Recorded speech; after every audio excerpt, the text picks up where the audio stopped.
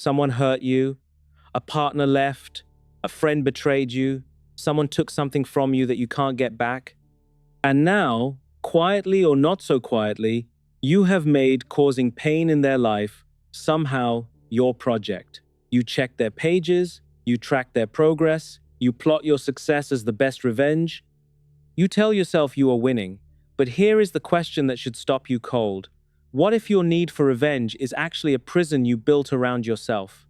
What if every day you spend hunting that whale, you are sinking your own ship a little deeper? Today, we are looking at a story about a captain who destroyed everything he loved to punish an animal that didn't even know his name. By the end of this video, you will drop your harpoon. You will finally let go, my friend. Why do we take random pain so incredibly personally? Herman Melville wrote Moby Dick in 1851, and I know what you are thinking. Big book, lots of whale descriptions, probably not relevant to your life. Stay with me. Because underneath all of that is a story that describes exactly what happens when you let one painful thing become the organizing principle of your entire existence. It is not really about a whale. It is about what you do with your resentment when you decide to keep it forever. Captain Ahab lost his leg to a white whale named Moby Dick. That's the starting point. A whale bit off his leg during a hunt. And here is the thing about that moment that Melville wants you to understand. The whale was not targeting Ahab. The whale was a wild animal doing what wild animals do when they feel threatened. It had no grudge. It had no agenda. It was not plotting against Ahab before the encounter or thinking about him after. It did what it did, and then it swam away and returned to being a whale. But Ahab decided it was personal. He lay in his cabin during the long voyage home, his leg gone, his body healing, and his mind doing something much more dangerous than healing. His mind was building a story. In the story, the whale was not an animal. It was evil. It was malicious. It was a thing that had specifically, deliberately, personally taken something from him. He projected every bad thing that had ever happened to him, every frustration and failure and wound, onto this one white creature in the ocean. The whale became the reason for everything wrong in his life, and destroying it became the solution. Think about that. A random act of nature. And he made it the center of his entire universe. Why do we drag our friends and family into our own dark obsessions? Because the obsession needs company to survive. Ahab boards the Pequod with a crew of real people who have real lives and real families and real reasons to be on this ship, which is a commercial whaling voyage. The ship's business is whale oil. That is what the owners paid for, what the crew signed up for, what the whole operation is supposed to be about. The men on board have nothing to do with Ahab's leg or his rage. They are working men trying to make a living. And Ahab has a plan. He nails a gold doubloon to the mast. One gold coin, gleaming in the sun, offered to the first man who spots Moby Dick. He gathers the crew together and he gives them the speech. His energy is enormous. His conviction is absolute. And one by one, the men get pulled into it. They start cheering, they start believing in the mission. He has taken his private madness and sold it to an entire ship. This is what obsession does when it gets loud enough. It becomes infectious. It pulls people in not because the cause is actually good, but because the person pushing it is so completely, unshakably convinced that the energy itself becomes compelling. Ahab didn't persuade his crew with logic. He overwhelmed them with intensity. And now their futures are tied to his. How does holding a grudge make us forget the actual purpose of our lives? Here is the thing about the Pequod. It is a whaling ship. There are whales in the ocean. There are opportunities to do what they came out here to do, which is hunt whale oil and take it back home. But every time a good opportunity appears, Ahab waves it off. They are not here for regular whales. They are here for the white whale. Every mile traveled, every day at sea, every barrel of oil they could have collected and didn't, is a resource burned in service of one man's grudge. Think about your own life. Think about the energy you have spent on the person who hurt you, the hours you spent checking their social media, the mental space they occupy while you are supposedly doing something else, the conversations you have replayed, editing your responses, imagining the confrontation where you finally get to say the perfect thing. The plans you have made for success that are shaped more around proving something to them than around actually building a life you want. The Pequod is full of oil it didn't collect because Ahab had other plans for the ship. Why do we ignore the obvious warnings that our anger is destroying us? Starbuck is the first mate on the Pequod. He is a calm, sensible man, a genuinely good person trying to do his job responsibly, and he sees what is happening. He watches Ahab steer the ship away from profit and toward obsession. He tries to say something. He does say something, more than once. He tells Ahab plainly that hunting this specific whale is going to get people killed, and that they have a responsibility to the crew and to the ship's owners and to basic sanity. Ahab listens. He even seems to hear it sometimes. And then he keeps going. Because the people who love you and tell you your grudge is hurting you are not the enemy, but they are the obstacle. And when you are deep enough in the obsession, the obstacle and the enemy start to look the same. Starbuck is right. Ahab knows Starbuck is right, and it doesn't matter, because being right is not the point. The whale is the point.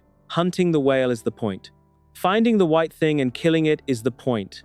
And everything else, including the truth, is in the way. What happens when you sacrifice your empathy to feed your resentment? There is a moment in this book that is almost unbearable to read once you understand what it means. Another ship appears on the ocean, the Rachel. It has also encountered Moby Dick recently, and it is damaged. The captain of the Rachel comes to Ahab with an urgent request. During the encounter with the whale, a small boat with men in it went missing. One of those men is the Rachel's captain's young son, his actual child, lost somewhere in the ocean. And the captain is begging Ahab, one captain to another, to please help him search, to give him a few hours to look for his son. Ahab says no. He says it almost immediately. He barely considers it. Moby Dick is nearby, which means he is close to what he came for, and he will not stop. Not for a missing boy, not for a father's desperation, not for anything. The Rachel sails away, still searching, still in grief. The Pequod continues the hunt. This is what long-term resentment does to a person. It doesn't stop at making you angry. It makes you someone who can look at a father searching for his lost son and feel nothing except impatience at the interruption. The humanity leaches out slowly, replaced by the single consuming priority of the grudge. Ahab was probably a decent man before the whale. Whatever he was before, he is something else now. The obsession has eaten the rest of him. Why does getting revenge feel more important than finding peace? Because peace feels like surrender. If Ahab sails home without killing Moby Dick, what does the leg mean? It means he got hurt, and he endured it, and he went on with his life, and the whale is still out there living its whale life completely unconcerned, and somehow that feels worse than the injury itself. The revenge gives the injury a purpose. The grudge makes the pain mean something. If you give up the grudge, you have to face the possibility that the pain was random and pointless and the universe is not keeping score. That is genuinely hard to accept. It is much harder than staying angry. Let's be honest, most of us have a version of this. The ex we need to be better off without. Not because that would actually feel better, but because them seeing us thriving would mean something about the story of the relationship. The friend who betrayed us, who we track online, hoping to see them fail, because if they fail, our suffering was at least caused by someone who got what they deserved. The boss who passed us over, who we fantasize about running into after our big success. The revenge feels like closure, but it isn't. It's a chain, and you are on one end of it. Why do we refuse to let go even when we are clearly losing everything? The Pequod is damaged now. Moby Dick has attacked the boats they sent after him. Men have been hurt, equipment is broken, Starbuck is begging. The crew, who cheered for the gold doubloon at the beginning, are now exhausted and frightened, and some of them are starting to understand what signing up for Ahab's obsession is actually costing them. Everything about the situation is screaming at Ahab to stop, turn around. There is still time to save most of this. There is still a crew to bring home. He won't stop, because stopping now means admitting it was never going to work. It means all of this: the diverted oil, the missed opportunities, the ignored warnings, the father searching for his son while Ahab sailed away. All of it was for nothing. And admitting that the sacrifice was pointless is a form of pain that Ahab cannot face. So he keeps going, not because he believes he will win, By this point, it is hard to say what he believes, but because stopping is the one thing he absolutely cannot do, how does the thing we hate eventually become our absolute master? Here is the crazy part. Ahab thinks he is hunting the whale. He thinks he is the one in pursuit, the one with agency and purpose and direction, but actually, the whale owns him. Every decision Ahab makes is determined by Moby Dick. Where the ship goes, how fast, in what direction, all of it is dictated by where the whale is or might be. Ahab cannot eat without thinking about the whale. He cannot sleep without dreaming about it. He cannot have a conversation that doesn't eventually circle back to it. He gave the whale the power over every moment of his life, and he calls this revenge. When you obsess over someone who hurt you, who is actually in control of your days? The final chase comes. 3 days of madness. Moby Dick appears and Ahab goes after it with everything the broken ship has left. The boats are smashed, men die, and still he goes. Starbuck stands at the rail with the captain, pleading with him one last time. There is real love in Starbuck's voice. He is not trying to be right. He is trying to save someone. He tells Ahab to think about his wife, his child, the life waiting for him on shore, the living human things that still exist and still matter. Ahab almost breaks. For a moment, something behind his eyes shifts. You can feel Melville showing you the real man under the obsession, the person who existed before the whale took his leg and his mind. And then it closes again. He throws the harpoon. What happens when the weapon you use to hurt someone else ties you to them forever? The harpoon hits, and the rope attached to it, the line that connects the harpoon to the boat, loops around Ahab's neck, and Moby Dick dives, and the rope pulls tight. And Captain Ahab, who gave everything he had to destroy this whale, is dragged down into the ocean by the very thing he hated most. The weapon he threw, the tool of his revenge, became the instrument of his own death. He tied himself to the whale with his obsession long before the rope tied itself to his neck. The ending is just the physical version of what had already happened. The ship goes down. The crew, men with families and lives and reasons to come home, die for Ahab's grudge. The ocean closes over the Pequod and goes quiet. If you destroyed the person who hurt you today, would it actually give you your life back? That is the question Moby Dick is asking. Not whether the whale deserves to die. Not whether the injury was real. The injury was real. The leg was gone. The pain was genuine. But even if Ahab had killed the whale on the first day, even if the harpoon had gone true, and the white whale had sunk, and Ahab had stood on the deck victorious, the leg would still be gone. The years of misery he spent building the obsession would still be spent. The oil not collected would still be uncollected. The sun on the Rachel would still be lost because Ahab didn't stop to help find him. Revenge doesn't give you back what you lost. It burns what you have left. Let's be honest about what this book is really describing. It is describing what happens to a person who decides that one painful event is the most important thing that will ever happen to them and organizes the rest of their life around it. The whale was already gone. It swam away and became a whale again, doing whale things in the ocean. Ahab was the one who kept the wound open.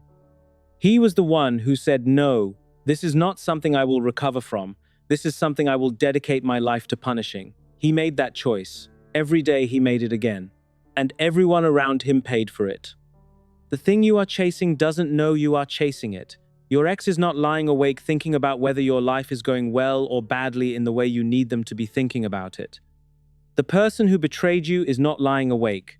The boss who passed us over has moved on to other decisions. The whale is just swimming. It does not register your harpoon as anything other than something to be avoided. You are Ahab. The obsession you carry is the Pequod. And the people in your life, the ones who care about you and show up for you and are trying to live alongside you, they are the crew. And they go down with the ship if you stay on this course.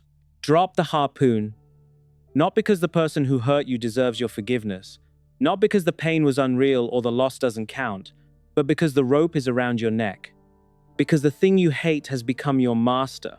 Because every day you spend hunting that whale is a day you are not building the life that was available to you before you decided revenge was the point. The ocean is wide, there are other directions.